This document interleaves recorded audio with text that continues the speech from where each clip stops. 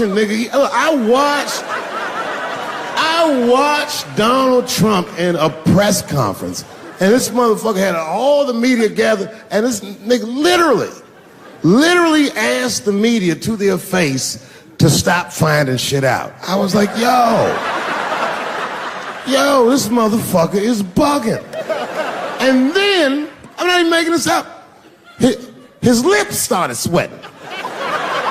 His lips. Have you ever seen a motherfucker's lip sweat? What the fuck is wrong with this nigga's lips? It's like if you're on a plane, right? You ever been on a plane? I get scared to fly. I do it all the time. I be scared on there. And sometimes the plane will hit turbulence. And then I get nervous. But I always look at the flight attendant, and she looks calm, and it makes me feel calm.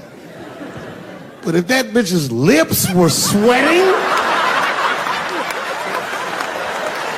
it's terrifying. Like, yo, nigga, why are your lips sweating? What do you know? And then, I'm not even making this shit up. This motherfucker grabbed the podium. He goes, you don't know how scary the things I read in my briefings are. What's that, bro? That's bad leadership. Even as a parent, you think I'm gonna sit my kids down? Hey, little man, come here real quick. I just wanna holler at you for a second. Yo, I'm 3 months behind on the rent, nigga, and I am worried. Very worried. Gonna go to school and have a productive day, nigga. I was just thinking out loud, getting some shit off my chest. I'm like, what the fuck are you doing, bro? This is bad, man. Jesus Christ. All this motherfucker's ideas sound like high people ideas. Like, he doesn't think these things through before he tells us. He just tells us what he's thinking as soon as it occurs to him. This shit sounds nuts. I'm gonna go to China, and I'm gonna get those jobs from China and bring them back here to America. For what, nigga? So iPhones can be $9,000? Leave that job in China where it belongs. None of us want to work that hard. What the fuck is he thinking? Because I don't want to make them shits. What the fuck are you doing? Stop trying to give us Chinese jobs. I am going to bring back coal. Coal? I'm not even exaggerating. I have never in my life even seen a fucking lump of coal. I honestly don't even know what coal is for. If you're gonna have motherfuckers digging around in the dirt looking for shit, find me some truffles, nigga. That's what I'm about. And these truffle prices are getting out of control. If it gets any worse, I'm gonna be back down to regular butter like everybody else. Terrible, terrible job. This motherfucker hit North Korea with rap battle threats. Fire and fury, like, yo! Yo, what are you doing?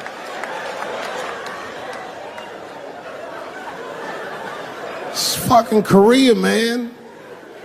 Kim Jong-un is a scary motherfucker. He might be as crazy as Trump. It's scary shit. And if you one of them naive motherfuckers that thinks that a war with Korea is gonna be easy, then you don't play Call of Duty at 3 a.m. like I do. Because that's when the Koreans play. Fucking 8-year-old Korean kid took out my whole goddamn platoon last night.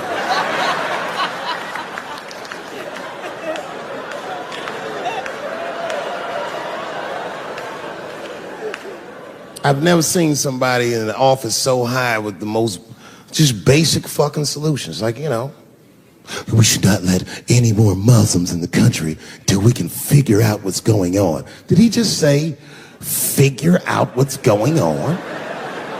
Who doesn't know how to do basic math? Let's count it out, okay? There's been 17 mass shootings in the United States. 4 of them were done by Muslims. None of those 4 Muslims were from any of the 7 countries in your stupid ass original band.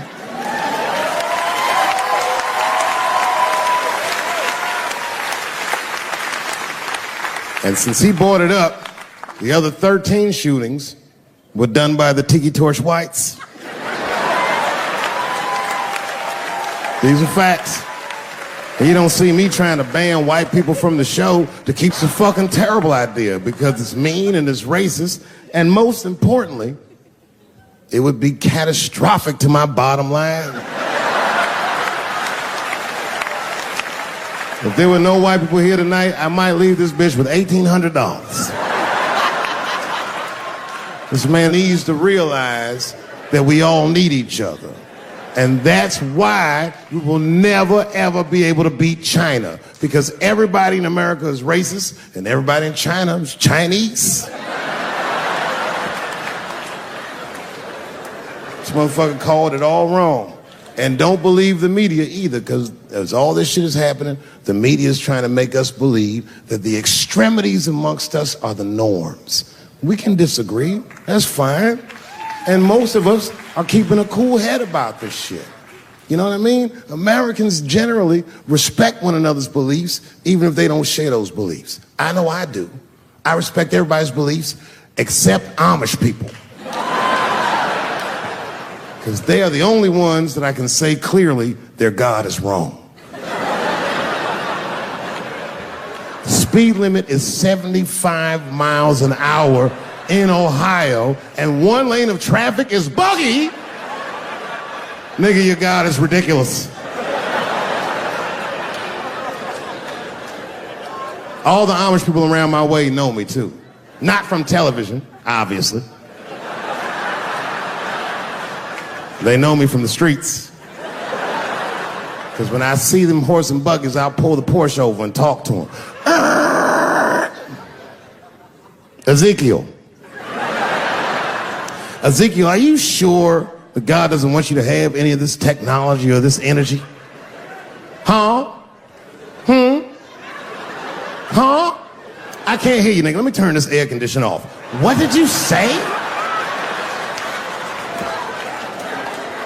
And them niggas be like, get away from me, ye. Ye tried to tempt me like the devil. Devil? Nah, bro. I'm trying to put you on to the game, Zeke. It's a big world out here, nigga. I just went 25 miles in 30 minutes. That's a day's journey for you. You don't even know what the weather's gonna be tomorrow, do you? I do.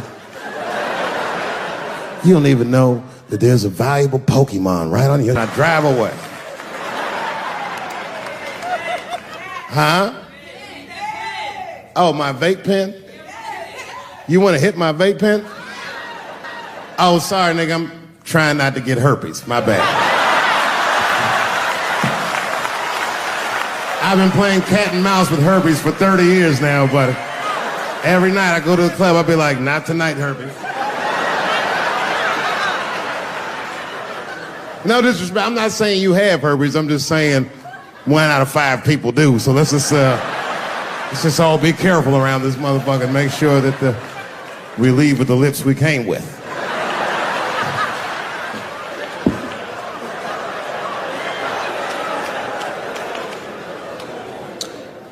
Sometimes I think that the media is hard on Trump, because I'll see shit that they get on him about that doesn't seem bad to me. I mean, a nigga got on Trump about not staying in the White House enough. Gives a fuck. This motherfucker was rich. Used to shit in a gold toilet.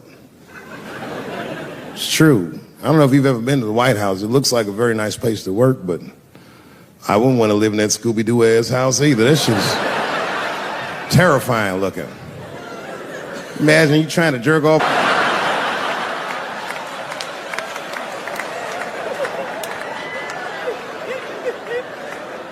Shit, Bush didn't stay there either. He was rich too. He was like, fuck that, I'm going to my ranch in Texas. Obama was the first motherfucker to move into the White House like, this is a nice place. Look at this rug.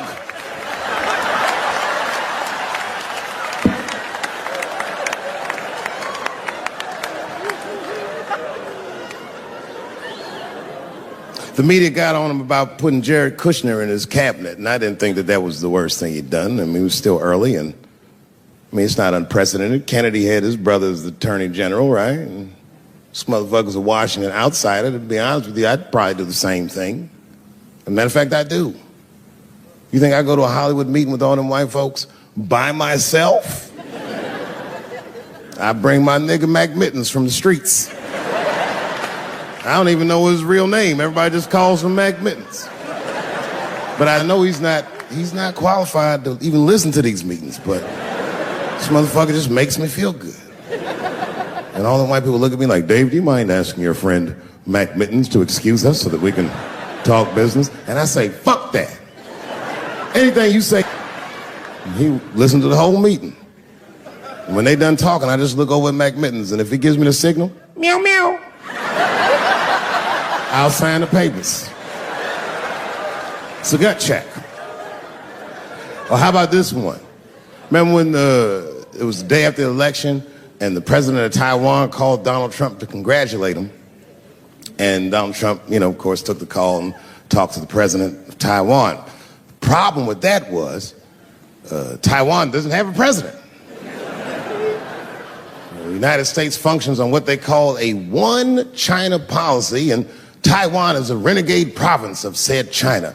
And Donald Trump didn't know that and picked up the phone and started yammering away, and the media ate his ass up. And I'm not gonna lie, I was laughing like shit. I was like, oh shit, this dumb motherfucker is in trouble. And then that night I was in bed drifting off to sleep, and then I had to admit it to myself. I was like, I didn't know that shit either.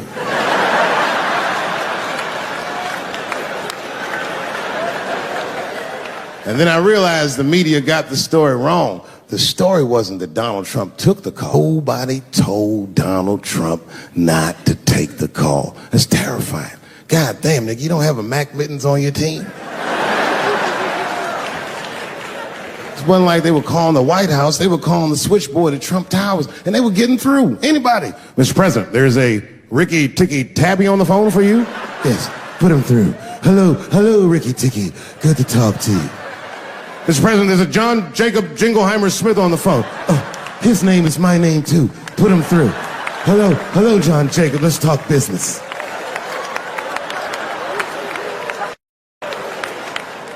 How many people in this room are not originally from the United States? My round of applause. Where are you from, bro? You right there. Iraq. You're from Iraq? Ew. I was fucking around. How long have you been here in the country? 23 years. 23 years? Are you a citizen yet? You are? Congratulations, nigga. Congratulations. Well, welcome to this great land. I'm going to give you a history lesson, because I'm sure this wasn't on your entry exam. But every naturalized American has heard something about what I'm about to tell you. A picture is the early 50s in the United States.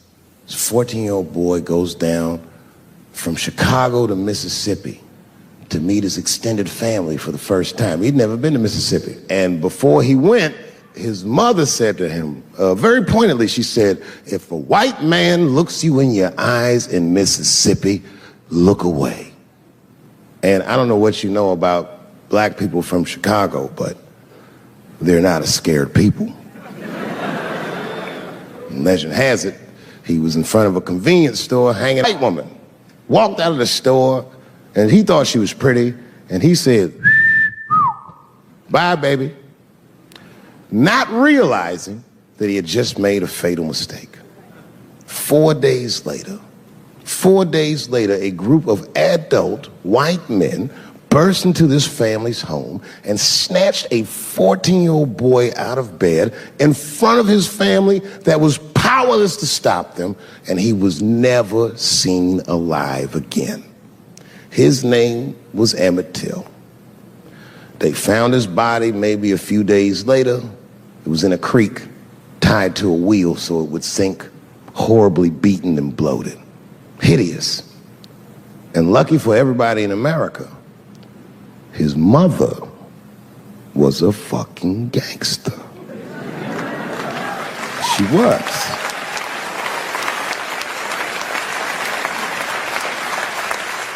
If you can imagine, in the very midst of a mother's worst nightmare, this woman had the foresight to think about everybody.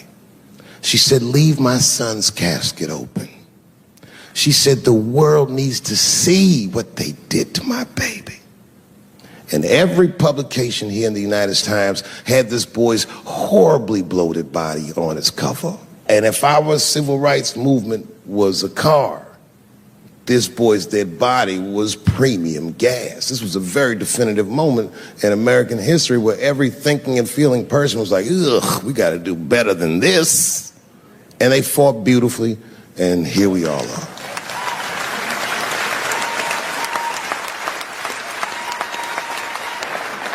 And the reason that I bring that up tonight and why it's relevant now is because less than a year ago, the woman that he allegedly whistled at admitted on her deathbed that she lied in her court testimony.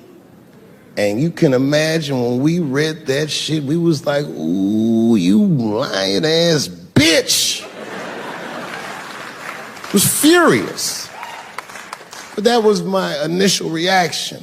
And initial reactions that we all learned as we get older are often wrong or more often incomplete.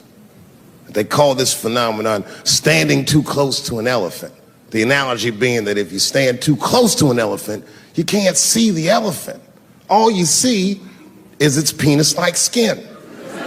And give it a better look. And on stepping back and thinking about it for a few moments, I realized that it must have been very difficult for this woman to tell a truth that heinous about herself at any point in her life, even the very end.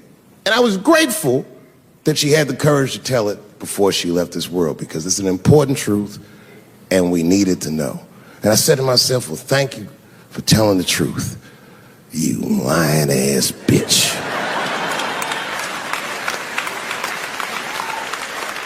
And then time goes on, and then after time, you can kind of see the whole elephant. And it's humbling, because you realize that this woman lied, and that lie caused the murder. But that murder set in motion a sequence of events that made my wonderful life possible, that made this very night possible. How could this be that this lie could make the world a better place? It's maddening. And that's how I feel about this president. I feel like this motherfucker might be the lie that saves us all. Because I have never felt more American than when, Jesus Christ, it's good. And when it happens, I can see everybody that's struggling. So if I'm on stage and I tell a joke that makes you want to beat up a transgender, then you're probably a piece of shit and don't come see me anymore. Or if you don't understand that when a football player takes a knee during the national anthem, he's actually standing up for me, then you might not want to fuck with me anymore. But I swear, no matter how bad it gets, you're my countrymen. And I know for a fact that I'm determined to work shit out with y'all. And if that woman that said that heinous lie was alive today, I would thank her for lying. And then I would kick her in the pussy.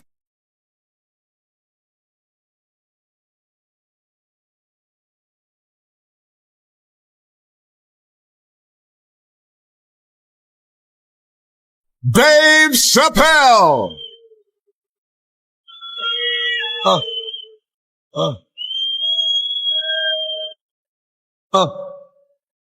Thank you. Woo! Thank you, thank you. Oh yeah. Oh yeah.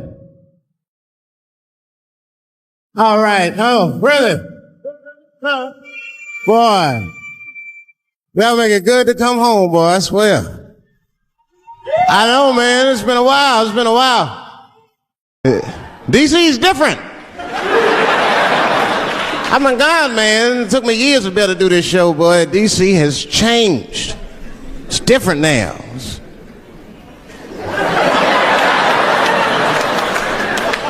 There's a lot of white people walking around, isn't there?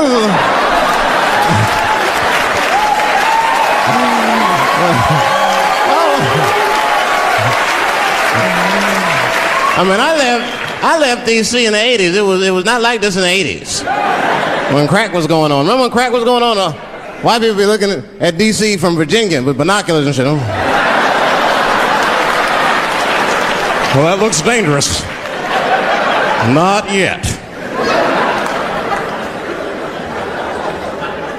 New white people. You can't scare these white people. I tried. Roll up on them. Boo! The hell is wrong with you?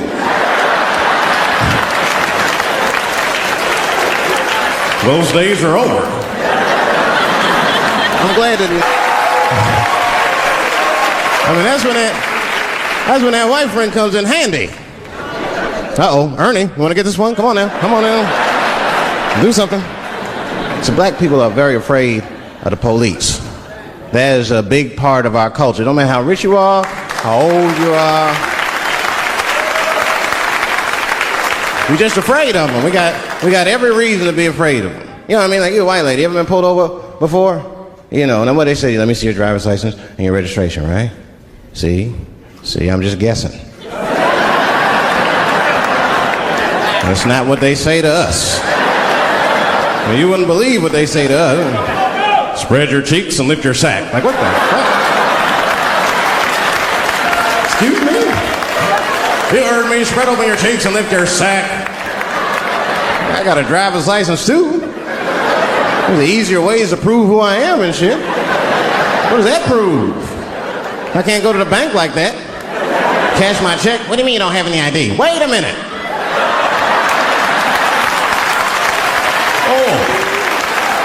Oh, I'm sorry, Mr. Chappelle. Right this way. Why didn't you spread your cheeks in the beginning? Scared of them. I'm serious, man. You ever be at a red light, the police might pull up next to you.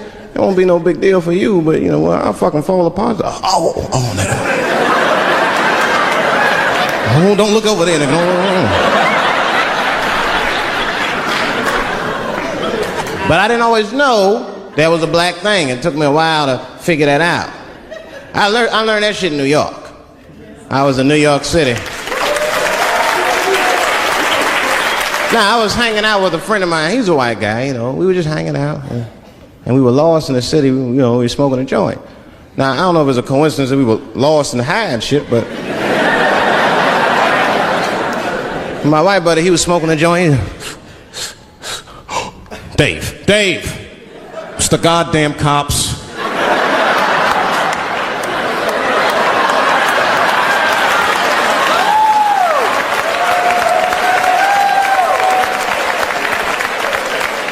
I'm gonna ask him for directions. I said, Chip, no! Chip, don't do it! It was too late. He was walking over there, this man was high as shit. Excuse me, sir. Touching him and shit. Excuse me. Need some information. Start confessing things you shouldn't confess. I'm a little high. All I want to know, which way is 3rd Street? The cop was like, hey, take it easy. You're on 3rd Street. You better be careful. Go ahead, move it. Move it. And that's all that happened. That's the end of the story. Now, I know that's not amazing to some of you, but yeah, as one of these black fellas, that shit is fucking incredible, isn't it? I'm saying a black man would never dream of talking to the police high. That's a waste of weed.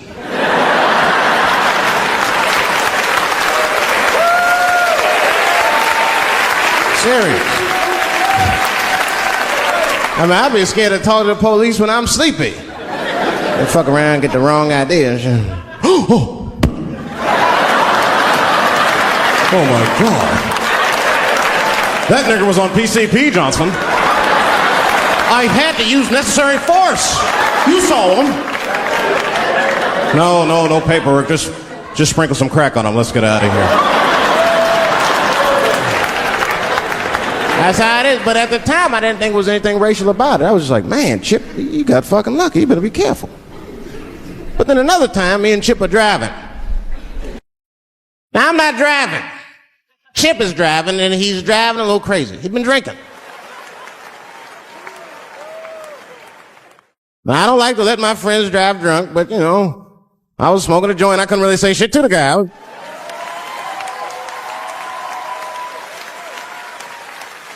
And we get at a red light. We stop at a red light, and a car pulls up next to us, and I'll never forget it. Chippy looks at me, he's all drunk, and she's like, Dave, I'm gonna race him.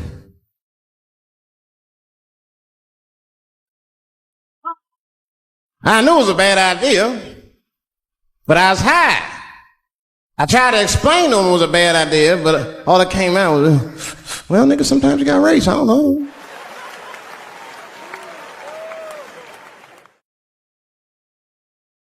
Man, that light turned green and Chip took off, zigzagging and shit so no one could pass. Another car didn't even know he was racing.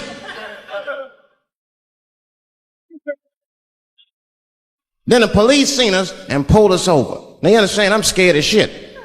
I mean, come on, the car smells like weed. I've been speeding, this man is fucking drunk. I was scared. Chip was not scared at all. It was weird. He didn't even turn his radio down. Isn't that weird a little bit? I mean, if you get pulled over, wouldn't you turn your radio down? Nobody want to get their ass beat to a soundtrack and shit. You know what I'm saying? Chip had the music blasting. We're not gonna take it.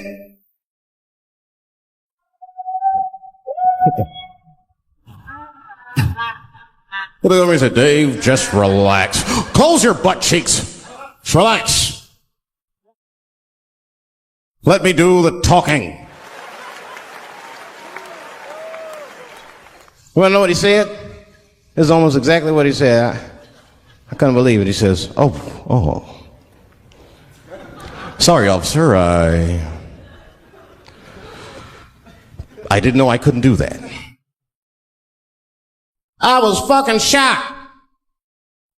The cop said, well, now you know. Just get out of here. Just get the fuck out of here. Chip said, okay, I will, sir. Thank you. What? What's wrong with you, Dave? I didn't know I couldn't do that. He said, that was good, wasn't it? Because I did know I couldn't do that.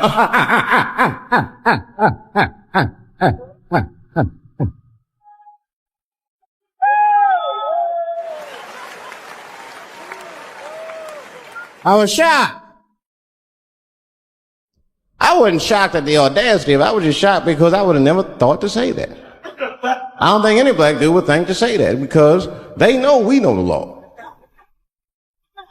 Every black dude in this room is a qualified paralegal and shit. He knows the law. I mean, if one of us even start to do something wrong, an old black man will pop out of nowhere. Nigga, don't do that. That's 5 to 10. Watch out. Well, we know the laws and the penalties. Guy Chip didn't even know he couldn't race. I'm not saying I don't like police. I'm not saying that. I'm saying I'm just scared of them. Nothing wrong with that. Sometimes we want to call them too. Somebody broke into my house once. It's a good time to call them, but I don't know. House is too nice. It ain't a real nice house, but they never believe I lived it. Oh, he's still here. Oh my God. Open and shut case, Johnson. I saw this once before when I was a rookie. Apparently this nigger broke in and hung up pictures of his family everywhere. Well, let's sprinkle some crack on him and get out of here.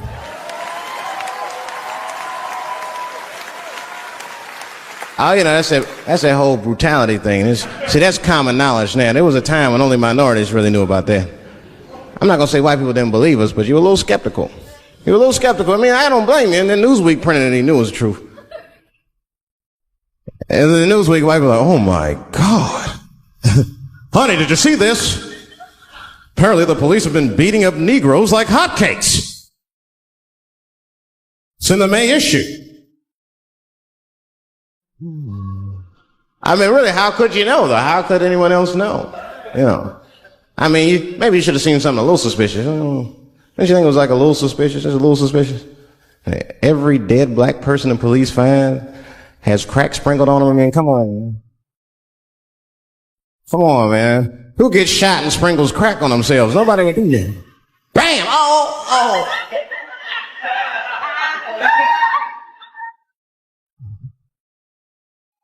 I don't want to leave no mysteries.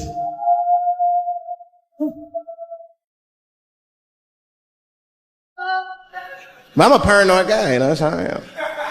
I'll be scared to call 911 for anything, even if it's like a fire or anything. Because they tape those phone calls.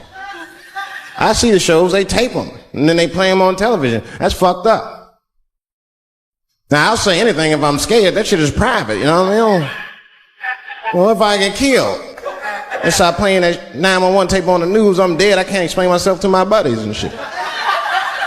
We watching the news. We have Reg Chapman on the scene. Reg, what's going on out there? It always takes a guy on the scene a minute. Hi, Bob. Hi, yes. We just got hold of a copy of Dave Chappelle's Frantic. 911 emergency call. Remember, viewers, some of this language is disturbing.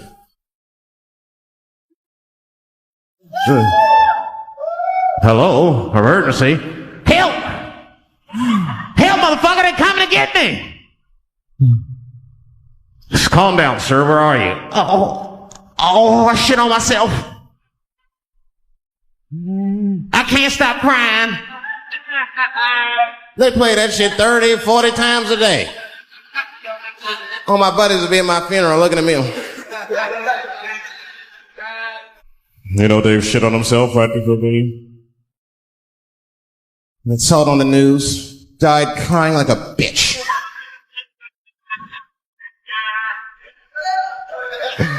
I'll be dead. I can't defend myself. That's not a nice thing to do. That's not a nice thing to do. I mean, it's a 911 tape. How they expect you to sound? Of course you're going to be scared. It's an emergency. There's nobody calls 911 cool and relaxed. That shit would sound ridiculous. Hello, emergency. Hi. Hey, 911, how are you? Yeah. Look, there's a group of hooded white men gathering outside of my house, and it looks like they mean business. Get out here, nigger! I gotta go. You guys trying hard.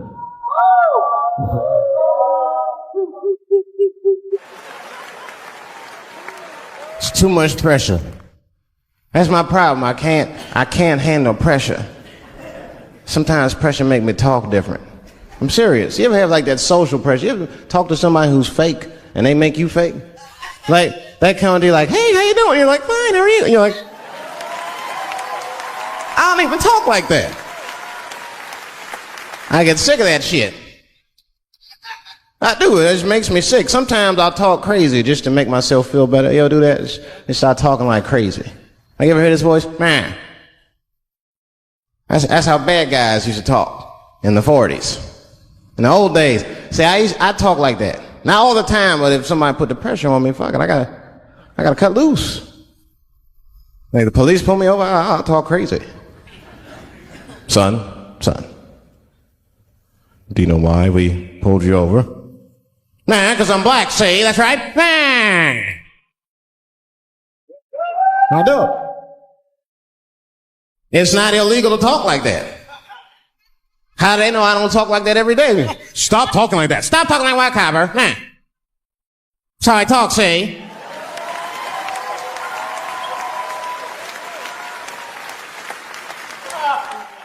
You gotta make life interesting like that, because the shit is flimsy. Life is flimsy. You think you're gonna live forever, you ain't not gonna live forever. It's dangerous out here. We know what's going on. I travel now, you know. I used to think DC had the roughest ghettos in the country. Nah, nigga, I have seen some shit now. Oh, there's some rough areas outside of D.C. Yeah, everybody should go to the ghetto. I was taken to the ghetto one time. That's the worst. When you get taken and you're not expecting to go. Usually you want to know when you're going to the ghetto, like, I'm going to see some wild shit. I got to prepare myself. I'm going to see something crazy. When you're taken, it's different. I had a limousine driver. It was after a show. It was late at night. It was like 3 in the morning. I had a limousine driver. He was a nice guy talking to me and shit. Oh, hey, where you from, dog? D.C.? Word? That's a rough city, man. And his cell phone started ringing. Hold on 1 second. Hello? Oh, what's up, nigga? What? What the fuck? Slow down. What? What the fuck? No! No! No! Fuck that, nigga. Fuck it. I'm on my way.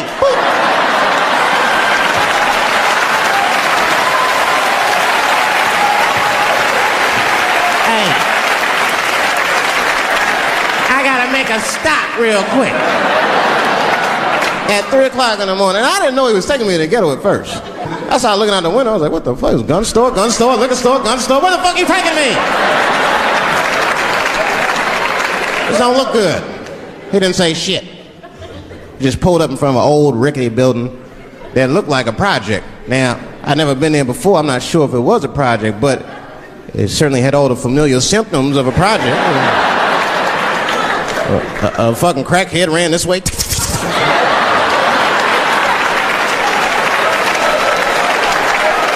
And then another one jumped out of a tree and shit. The driver said, I'll be right back. And left me. Took the keys with him and just left me. At 3 o'clock in the morning, in front of a project, in a fucking limousine. This was not good. I was like, man, I gotta look around and see if I can see some landmarks and figure out where I'm at.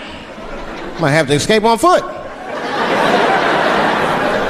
Now, this is when I knew I was in a bad neighborhood. You only see this in the worst neighborhoods. Remember, it's 3 o'clock in the morning. It's 3 o'clock in the morning. I look out the window. It was a fucking baby standing on a corner. Look at this. And the baby didn't even look scared. He was just standing there.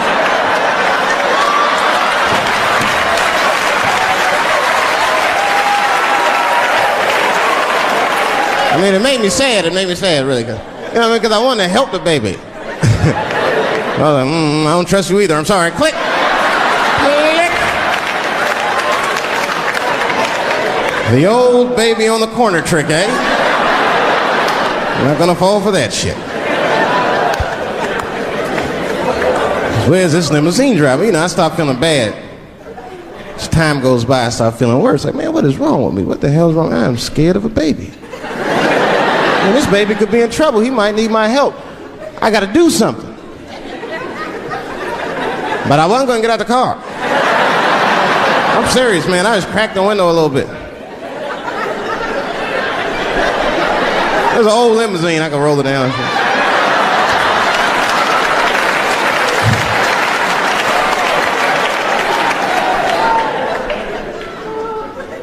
Hey, baby. Baby, go home, man. It's 3 o'clock in the morning. What the fuck are you doing up? The baby said, I'm selling weed, nigga. I said, oh.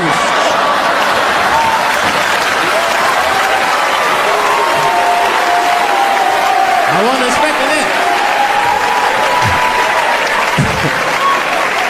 I'm serious. I had to buy 2 bags from him to call my nurse. Let me get 2 cones. Got back in the car and rolled me a joint, man. So, that shit was scary, man. Every once in a while, like a crackhead would come up to the car and look in the window. It was like Jurassic Park, and should he be looking on the car? Hey, get out of here, cracky. That baby was still standing there, man. Then I started feeling bad again. Yeah, weed make you feel guilty sometimes. You know. Man, what is wrong with me, man? I have just bought weed from an infant. I can't condone this kind of behavior. What am I thinking? I can't let the fear ruin my morals. Gotta do something.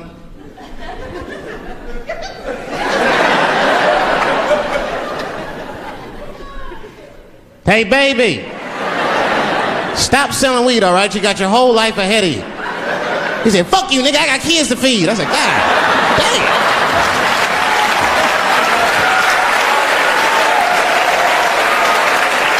Sad. And just at that very moment, one of the crackheads was running across the street and got hit by a car. I know it was a hit and run. The police did it. That's all right, they sprinkled some crack on him and got back up.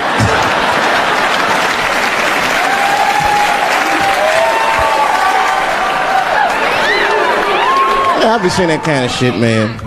It's what it is. They use the TV to program us from a young age. You ever watch like a cartoon that you used to watch when you were little as an adult? That shit is wild shit. It's some wild shit. I mean, like I was with my nephew. We sitting there, we watching Pepe Le Pew, and I say to my nephew, I said, now pay attention to this guy because he's funny. I used to watch him when I was little.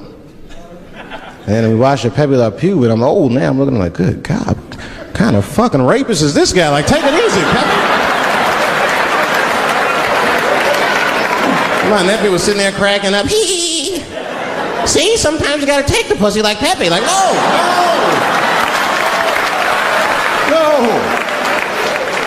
I had to turn the channel real quick. I turned on Sesame Street. I said, oh, Sesame Street. This is much better because now he'll learn how to count and spell. But now I'm watching it as an adult and I realize Sesame Street teaches kids other things. It teaches kids how to judge people and label people. That's right. They got a character on there named Oscar. They treat this guy like shit the entire show. They judge him right in his face. Oscar, you are so mean. Isn't he, kids? Yeah, Oscar. You're a grouch. It's like, bitch, I live in a fucking trash can. I'm the poorest motherfucker on Sesame Street. Nobody's helping me. Then you wonder why your kids grow up and step over homeless people. Get it together, grouch. Get a job, grouch. So don't even tell me how to get to Sesame Street. That is a terrible place. I wouldn't go there if I knew the way. Who would want to live in a neighborhood like that? Fucking 6-foot pigeons walking around. And an elephant that's a junkie. Hi, bird. Yeah, that's right, Snuffy. Hi, bird, I'm sick. I need some smack, bird. The Cookie Monster with his eyes popping out his head. Cookie, cookie, cookie. Like, ugh. What kind of cookies are you talking about? Chocolate chips don't do that to people. And then they had the nerve to put a pimp on there. They didn't come out and say he's a pimp, but I know a pimp when I see one. They called him the Count. Had a cape and everything. You just see him pimping. Bitch, where is my money? You've been late 4 times, I've been counting. How many times must I smack you before you act right? 1, 2 smacks.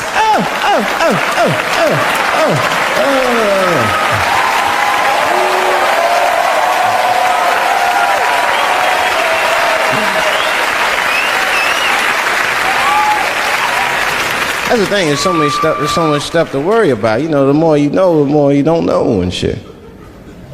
You know, like a lot of people be telling me, Dave, you know, you just gotta relax. The racism thing be bugging you too much. And I be thinking about it. Sometimes shit'll happen. You know, a lot of black people can relate to this.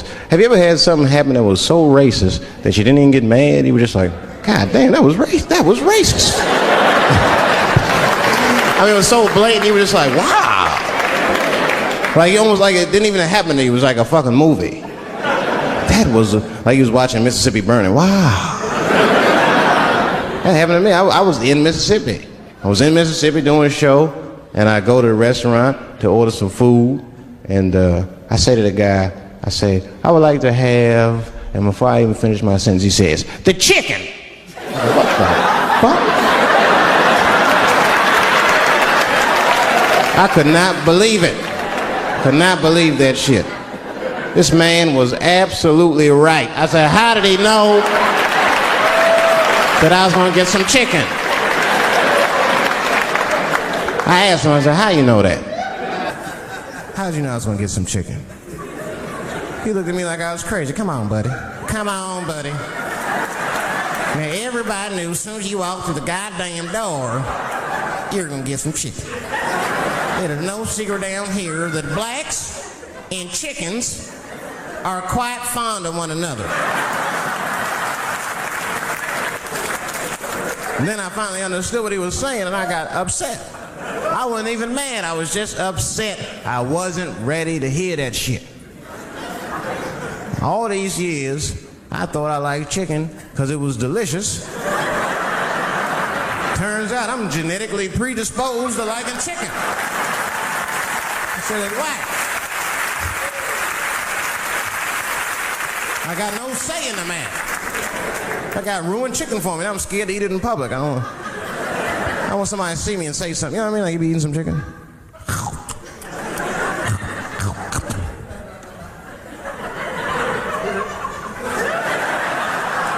Look at him. He loves it. Just like it said in the encyclopedia. Look how happy he looks.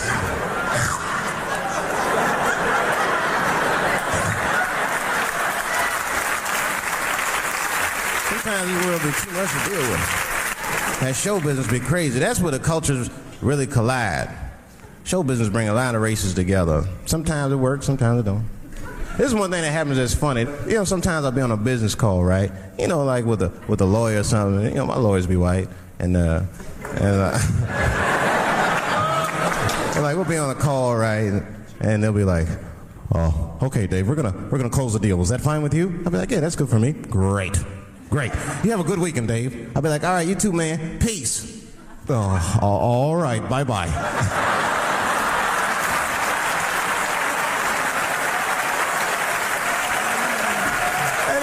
To say, right? So sometimes I'll make up shit that's not even slang just to see how they handle it and shit. It'll be the same business go, "All right, we're gonna close the deal. Is that fine with you, Dave?" "Yeah, sounds good to me." "Great. You have a good weekend, Dave." "All right, buddy. Zip it up and zip it out." Oh. All right. Zippity-doo-dah. Bye-bye.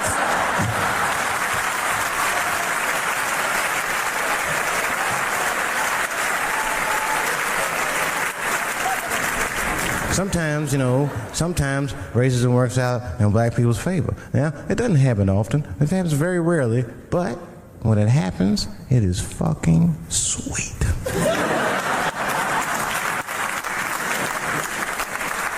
I'm serious. This one time racism saved my life, man. I was on a plane. I was coming from overseas. And I don't know how this guy got a machine gun on the plane, but he stood up, man. He said, "Everybody, get on the fucking ground. Nobody look at my face." I started freaking out. Because he was Chinese. I was like, why is he talking like that?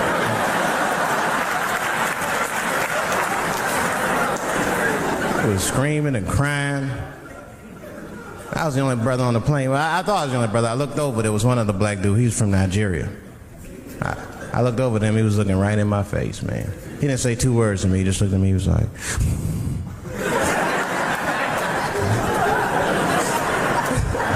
He didn't need to talk. I knew just what he was talking about. I looked right back at him. That's right.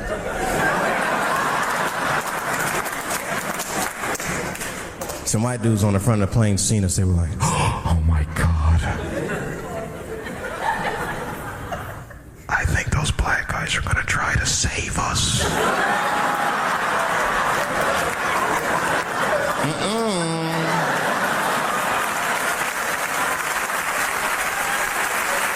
We were just communicating that we understood the situation. We were both seeing the same thing. What we understood was simple. Terrorists don't take black hostages. That's the truth. I have yet to see one of us on the news reading a hostage letter. They is treating us good. We all chilling and shit. I like to give a shout out to Ray Ray and Big Steve and send some Newport.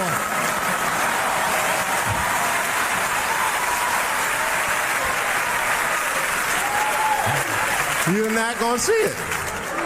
And terrorists are smart. They know what they're doing there, you know. They terrorists. They know it's black people's bad bargaining chips.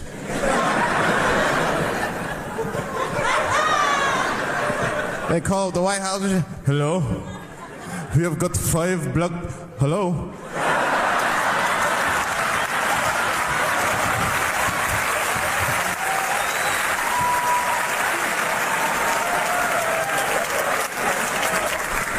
You'd be back in D.C. You know, I was thinking, man, this is an election year.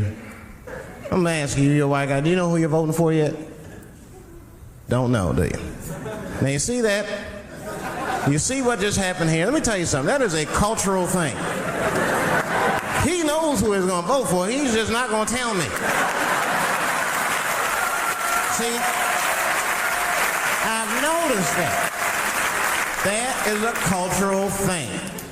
White people do not like to talk about their political affiliations. It's a secret. You ever ask a white guy who's voting for you?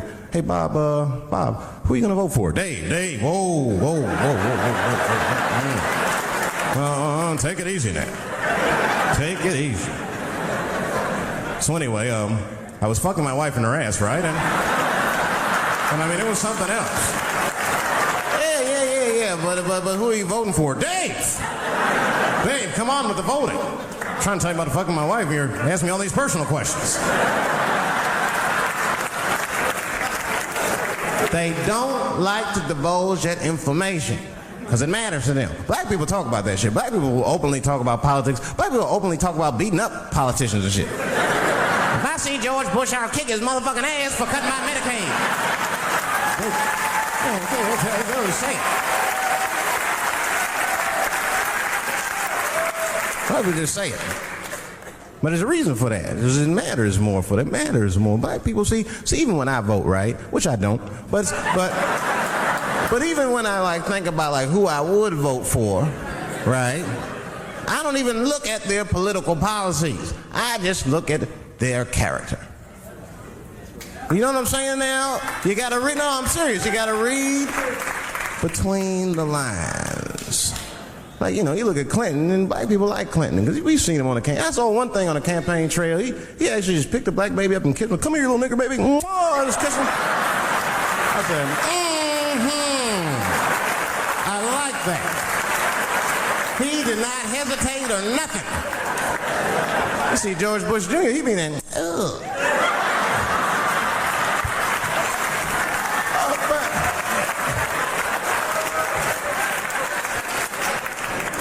Like, see, I'd never vote for George Bush Jr., but I don't know George Bush Jr.'s politics. The only thing I know about George Bush Jr. is that guy sniffed cocaine. That's right. Now, listen, we cannot have that shit in the White House. That might be fine for a mayor, but goddamn it, not in the White House. Not in the White House. You know what I'm saying? The stakes are too high in the White House. You can't have no cokehead president. He be selling nuclear secrets for $20, $30 and shit.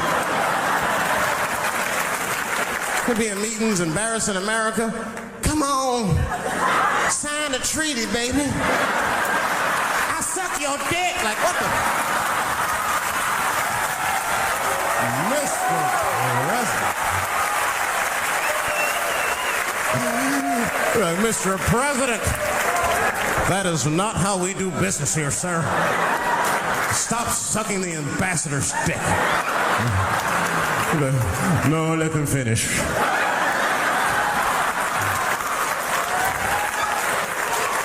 I will sign the treaty. There will be peace in Israel finally. I'd vote for Clinton again if I could. At least it's always been.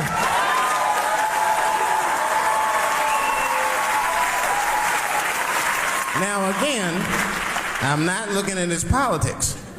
Don't know what his politics are. I'm just looking at his behavior. I understand that kind of behavior. I know a lot of dudes with them shortcomings.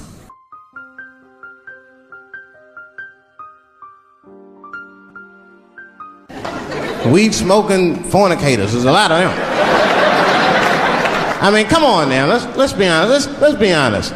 Bill Clinton was not the first president to do what he did. Now, let's think back for a minute. Remember a guy named Kennedy, John F. Kennedy? Remember him? He fucked Marilyn Monroe. Matter of fact, him and his brother Bobby fucked Marilyn Monroe. And history doesn't talk about that much. You know why history doesn't talk about that much? Because those two pages in history are stuck together. They was getting it on. They were getting it on. I seen the tapes. Remember the tapes? She'd be singing on there. She'd just party, stressing them out. Happy birthday, Mr. President. Bitch, my family's here.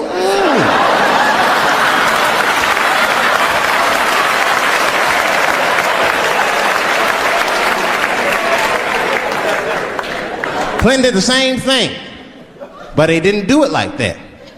Because it's the year 2000, he's busier than Kennedy was. He was a busy man. Clinton did that kind of thing the way busy men do it. You know what busy men do? They fuck who's close to them. I can tell that's what Clinton was up to. Look like he just stuck his head out the office door and shit. Oh boy. You, come here. I made my penis up for my 3:30, come on. Oh boy. He's probably looking at Kennedy's picture and shit. Oh.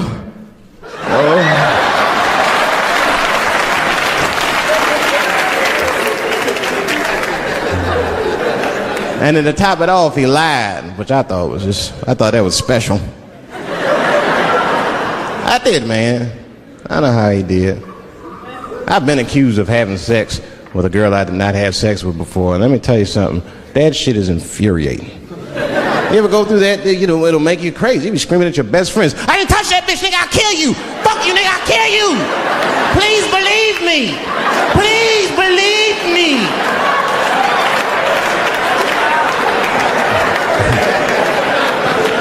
And Clinton didn't do it like that, did he?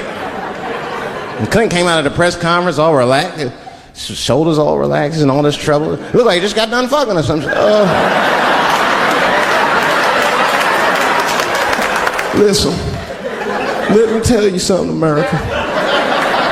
I don't think you heard me the first time. I did not have sexual relations with that woman, Miss Lewinsky.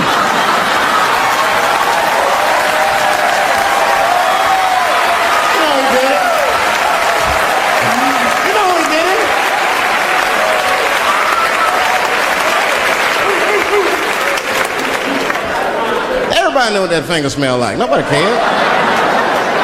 Nobody cared. We all watched. We was disgusted, but we kept watching the news. I know I did. I was taping it. See, I'd be at the crib like, baby, turn the lights off. The news is coming on. Every week on 60 Minutes was a different girl accusing Clinton. Remember Kathleen Willey came out? She was upset. The president called me into his office. He began massaging my breast slowly. I'm sorry.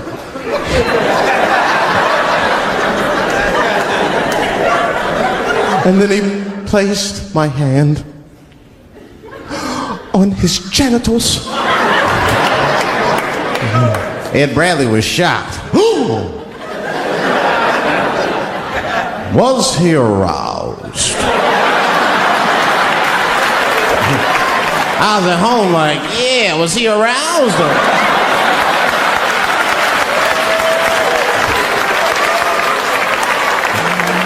And then Ed Bradley looked right in the camera. He said, don't bust that nut yet. We'll be right back.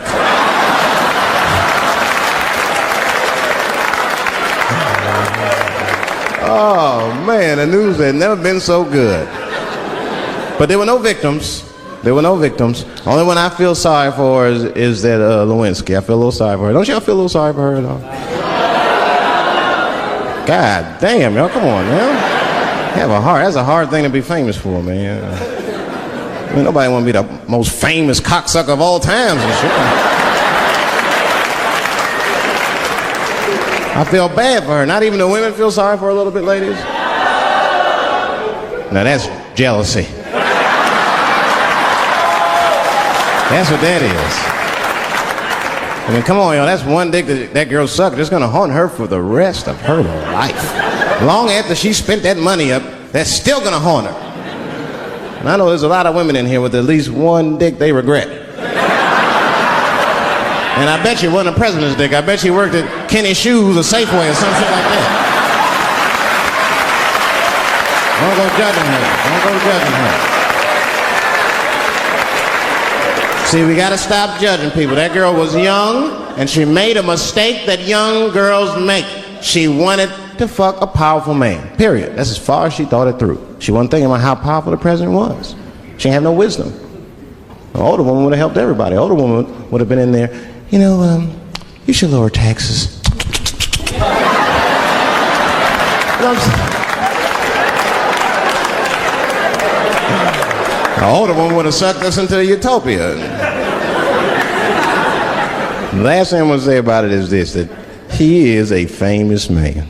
I have dreamt of being famous, but I never dreamt of being that famous. I never understood how famous a president was. But imagine if somebody could suck your dick and then they're famous. You understand what I'm saying? That's crazy. That's crazy. I mean, no guy ever thought of that. There's nobody with a pickup line that good and shit. They suck my dick, there's a future in it. What? Oh, that's it now. Get out there and be somebody. Go write a book. You're a qualified author now. Go write a book. I said, I'm in the wrong business. I should be the president. Shit, I'm in the wrong business. See, the only reason I want to be president is because I'm black. That would make it too hot for me. I mean, you know what I mean? I think it could be a black president one day, but you don't want to be the first one. I mean, second or third, that's fine, but that first nigga better watch out. I'm going to tell you that right now. It'll be too hot. I mean, I'd be the first black president. I don't think that nobody would really hurt me. I'm sure somebody would want to hurt me, but I don't think they'd touch me because my vice president will be Mexican for a little insurance. You know what I'm saying? You can shoot me if you want, but you're just going to open the border up, so you might as well leave me and Vice President Santiago to our own devices. Ain't that right, Santiago? See.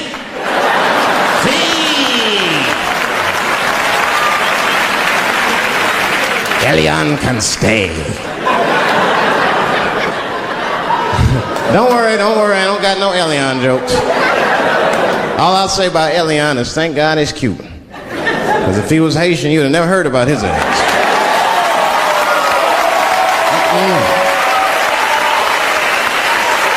If Elian Gonzalez was Elian Mamumbo from Haiti, they'd have pushed that little rubber tube right back in the water. Sorry, fella, all full. Good luck. The only thing in our society that bothers me the most is the way that men and women don't get along no more. That's really what's bugging me about it. Men and women just don't get along. Like I hear women say this all the time. I know a lot of you sisters be like, chivalry is dead. Don't you? Don't y'all feel that way? Like men aren't gentlemen anymore? That's right. Chivalry is dead. And women killed it.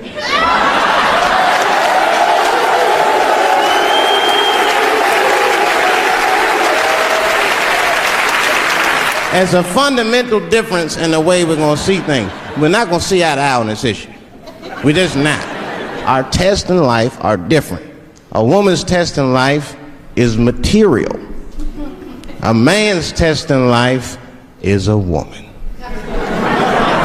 Now, by test, I mean that those are the things that we desire. Men have nice cars. Not because they like nice cars, because they know women like nice cars. That's how it goes. Because men are hunters. and the car is the bait. And the woman comes and says, ooh, nice Porsche. Gotcha, bitch. That's how it is. That's true.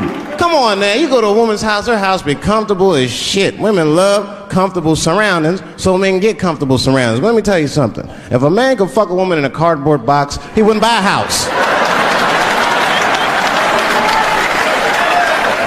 But that's still not where chivalry got killed. Chivalry got killed by the feminist movement on the magazines that got women going crazy, because women got too much advice about men from other women. And they don't know what the fuck they talking about.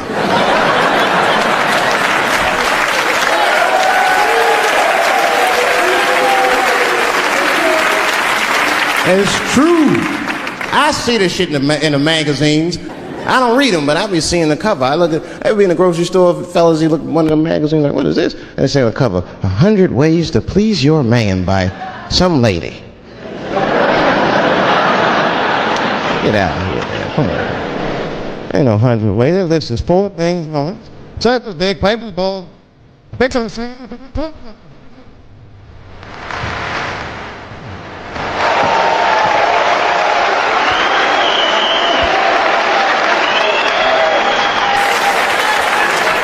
And then the magazines trick the women. The magazines start picking at your self-esteem. Every page you turn, you start feeling fatter and uglier, and you feel like your clothes aren't good enough. And the magazines have you forgetting how fucking beautiful you are. And that's what happens. Now look what happens.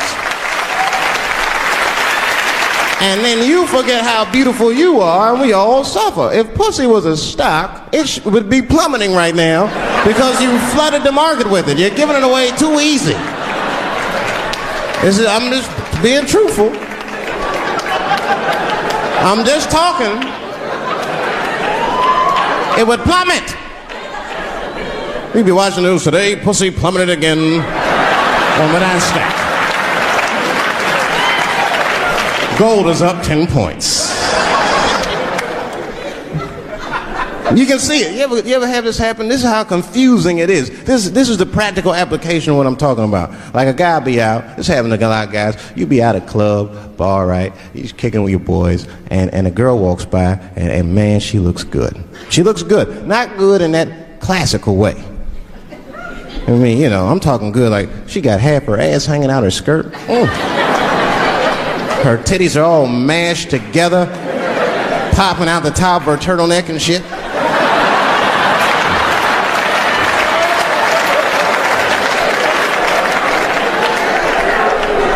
And you with your buddies, right? You with your buddies, you got a couple drinks in you, and you see a girl like this, you might try to talk to her. This might not come out right. I don't know what you say, but damn, look at them titties! The girl gets mad and says, oh, wait a minute. Just because I'm dressed this way does not make me a whore. Which is true.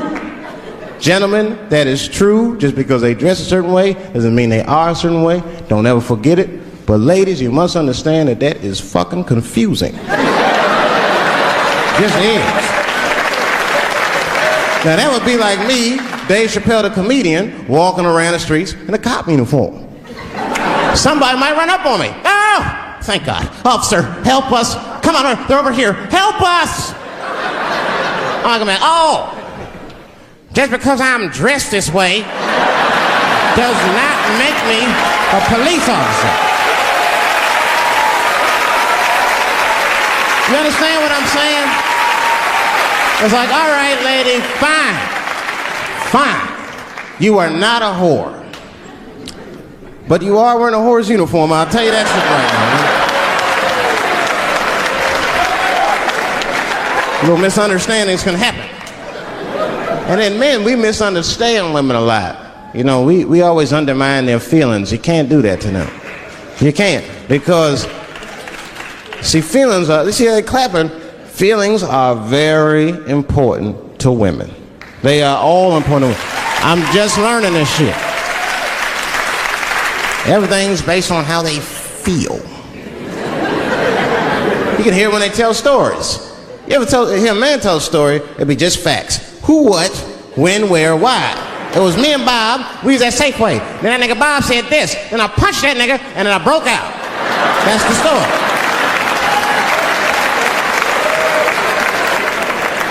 That's the story.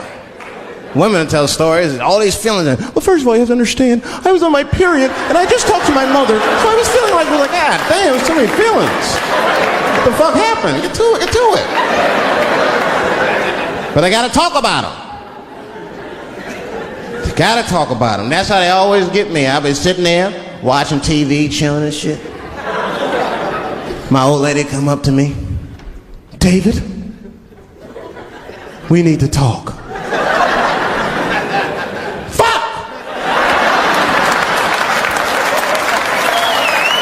I don't say that out loud. That's how I feel inside. Because I know every time we need to talk about some shit that I gotta do. We don't ever have to talk about anything she needs to do.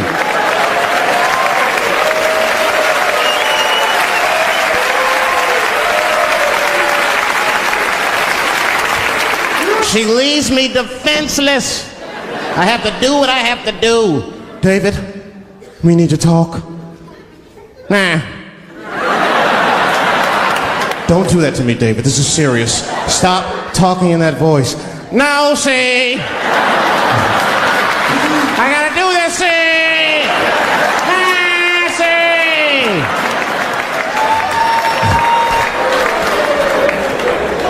I complain, but I'm happy I'm with somebody. I don't want to be single. I don't like that. Sometimes you go to them single clubs, you see too much. I was on the road, one club, and I seen a thing they call a thong contest.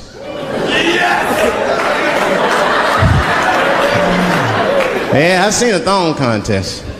Scandalous. Yeah, it's some scandalous shit, all right. I couldn't get over that, man. Because the DJ, I was dancing with a girl, and the DJ said, everybody that wants to be in the thong contest, please report to the DJ booth. The girl was like, excuse me. They put on that song, so, let me see some thong, thong, thong, thong, thong, thong. Them girls was going off.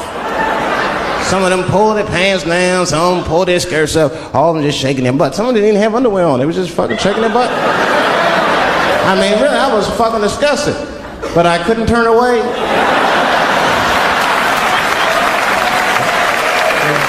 But no, please, for the squeamish, just plug your ears. All right, one of the girls, you get so into it. There's no cops around, right? But she actually, I'm sorry to tell y'all this, she spreads her butt cheeks open. She spreads her butt cheeks open in the middle of a crowded disco, right? I was disgusted because I was like 10 yards away from her. I was like, oh my God.